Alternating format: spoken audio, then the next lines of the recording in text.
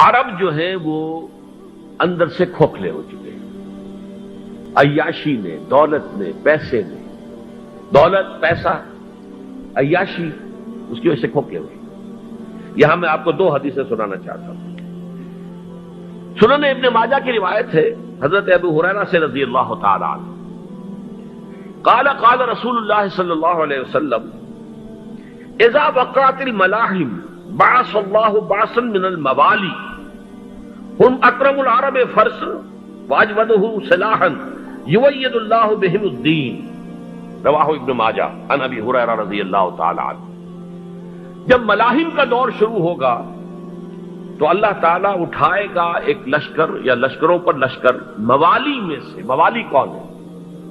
عربوں نے جب فتح کیا تھا اس پورے علاقے کو خلافت راشدہ کے دوران، اور پھر وہ لوگ جو ہے، ایک رائے تو یہ تھی کہ انہیں غلام بنایا جائے ساری آبادیوں کو، لیکن یہ کہ حضرت عمر کا اجتہاد تھا، اس کے مطابق جو ان کو غلام نہیں بنایا گیا تو وہ موالی کی حیثیت رکھتے ہیں۔ عربوں میں دم نہیں ہے، موالی میں سے لشکر اٹھیں گے کہ جو در حقیقت حضرت مہدی کی حکومت کو قائم کرے گی۔ دوسری حدیث سنیے، عن عبداللہ بن الحارث رضی اللہ تعالی عنہ، اور یہ ابن ماجہ کی روایت ہے، قال قال رسول اللہ صلی اللہ علیہ وسلم یخرج الناس من المشرق فیوطئون للمہدی یعنی سلطان، لشکر نکلیں گے، لوگ آئیں گے مشرق سے اور وہ حضرت مہدی کی حکومت کو جمائیں گے اور قائم کریں گے۔ اب ذرا نوٹ کیجئے کہ جزیرہ نماء عرب کے مشرق میں کون سے ملک ہیں؟ تین: ایران، افغانستان، پاکستان۔ یہ تین سالڈ مسلم ممالک، مسلم آبادی اکثریت۔ ویسے تو یہ کہ آگے ہندوستان میں 20 کروڑ مسلمان ہیں، لیکن وہ 20 کروڑ جو ہے وہ تو 80 کروڑ کے اندر تحلیل ہو جاتے ہیں غیر مسلموں میں، لیکن یہاں جو معاملہ ہے یہ غالب اکثریت کا۔ ان میں سے ایران کا معاملہ جہاں تک ہے، نمبر 1 یہ کہ وہ شیعہ عقائد کے حصار میں بند ہے، اس سے ادھر ادھر ہونا اس کے لیے ممکن نہیں۔ حدیث میں یہ بھی آتا کہ اصفہان سے 70,000 یہودی دجال کا ساتھ دیں گے، لیکن بہرحال خراسان ایک صوبہ ہے افغانستان کا اس وقت بھی شمال مشرقی کونے میں، مجھے امید ہے وہاں سے خیر کی، کیونکہ خراسان کا لفظ وہاں پہ شامل ہے، اور حضور کی حدیث میں بعد میں آپ کو سناؤں گا کہ خراسان سے فوجیں چلیں گی جو یروشلم کو دوبارہ حاصل کریں گی، فتح کریں گی۔ جیسے پہلے یروشلم کھویا عربوں نے تھا، دوبارہ حاصل کیا تھا کرد نے، کرد خون صلاح الدین ایوبی رحمت اللہ علیہ، ایسے اب پھر عربوں نے کھویا ہے، لیکن لینے والے خراسان سے لشکر آئیں گے۔ یخرج من خراسان رایات سود لا یردھا شیء حتی تنصب بإیلیا، خراسان کے علاقے سے کالے علم لے کر لشکر چلیں گے جن کے رخ کو کوئی موڑ نہیں سکے گا جب تک کہ وہ جا کر یروشلم میں نصب نہ ہو جائے۔ اس کے بعد نام آتا ہے پاکستان کا۔ یہ ہے میری اور آپ کی داستان، اور یہ ہے سبب جس کی وجہ سے کہ میں آپ سے یہ گفتگو کر رہا ہوں۔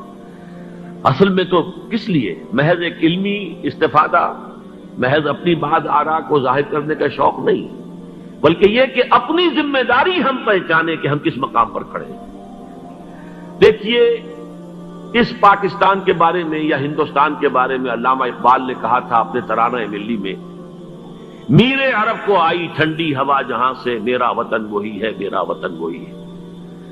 اور مجھے بتایا گیا کہ سنن ابی داؤد میں یہ روایت موجود ہے کہ حضور نے فرمایا کہ ہندوستان کی طرف سے مجھے ٹھنڈی ہوا آتی، اگرچہ مجھے وہ حدیث ابھی نہیں ملی ہے، لیکن حزب التحریر کا ایک کارڈ مجھے ملا تھا، تو اس میں اس حدیث کا اور اس میں ابو داؤد کی روایت کا حوالہ موجود تھا۔ لیکن میں جو چیز آپ کو بتا چکا ہوں وہ یہ کہ الف ثانی کا پورا تجدیدی کارنامہ اس ہندوستان کی سرزمین میں ہوا۔ مجدد الف ثانی شیخ احمد سرندی، شاہ ولی اللہ دہلوی، سید احمد بریلوی، وہ تو ہمارے پاکستان میں آ کر جو ہے ان کا خون جذب ہوا ارض پاکستان میں۔ پھر شیخ الہند مولانا محمود حسن۔ تحریک خلافت چلی تو صرف ہندوستان میں چلی اور کہیں نہیں چلی۔ آزادی کی تحریک چلی پوری دنیا میں، وہ نیشنلزم کی بنیاد پر چلی، ملے نیشنلزم، عرب نیشنلزم، ترک نیشنلزم۔ ہمارے ہاں چلی تو اسلام کے نام پر پاکستان کا مطلب کیا؟ لا الہ الا اللہ۔ پھر پاکستان قائم ہوا معجزے کے طور پر، بلکہ نازل ہوا ہے لیلۃ القدر میں، انا انزلناہ فی لیلۃ القدر، جیسے قرآن نازل ہوا لیلۃ القدر میں، یہ پاکستان بھی نازل ہوا لیلۃ القدر میں۔ اس کا برقرار رہنا ابھی تک معجزہ ہے۔ ہندو یہ سمجھتا تھا، کانگریس سمجھتے تھے کہ جھٹپٹ ختم ختم ہو جائے گا۔ پھر یہ کہ اس کا قرارداد مقاصد کا پاس ہو جانا، مزید بھی اور اضافی دفعات دستور میں آ جانا، اب کمرشل انٹرسٹ کو ربا قرار دے کر حرام قرار دینا، یہ سارے لینڈ مارکس ہیں کہ جو اشارہ کر رہے ہیں کسی چیز کی طرف، معاملہ کدھر جا رہا ہے۔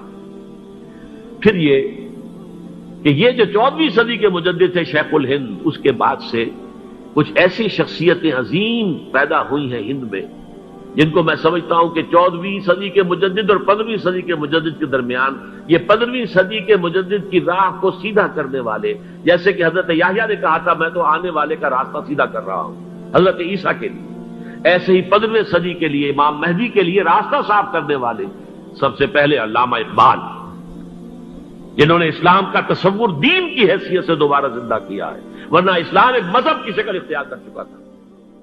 پھر مولانا